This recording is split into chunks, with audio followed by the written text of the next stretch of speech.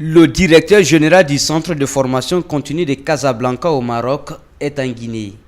À la demande de la fondation René Lévesque de Conakry, Younes Lebar vient vendre les compétences de son institution. La fondation souhaite sceller un partenariat avec le centre en vue d'ouvrir des opportunités à ses étudiants. On aimerait bien être un élément moteur pour le développement du cursus de la formation qui est déjà développé chez eux. On essaie de mettre l'internationalisation des diplômes via la double diplomation, chose qui n'est pas développée au niveau de certaines universités. Et on essaie de mettre une partie pratique, soit faire la formation ici, venir au Maroc, et via EFV, ils peuvent partir en France et même aux États-Unis pour continuer leurs études.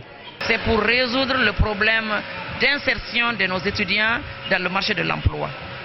Un étudiant qui finit ses études, tu peux te dire que tu n'as pas besoin de la fonction publique. Si tu as les compétences, tu peux créer ton entreprise ou tu peux travailler pour les entreprises. Parce que tu as une compétence et tu as acquis toute la formation liée à ton emploi. Après cet entretien, l'invité de la fondation René Lévesque a tenté de convaincre ici les étudiants sur les disciplines qu'offre son centre. Management d'entreprise, logistique et transport ou encore marketing.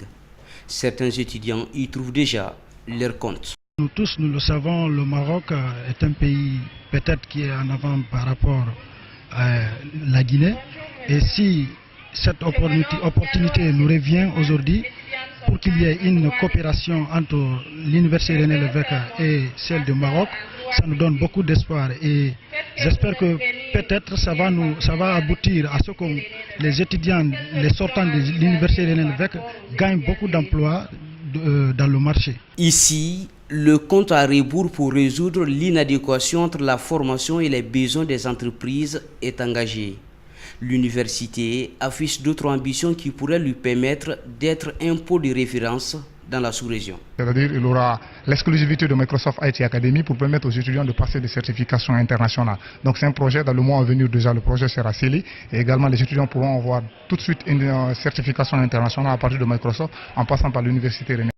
Depuis la création de cette institution d'enseignement supérieur, elle a mis sur le marché de l'emploi 6 promotions.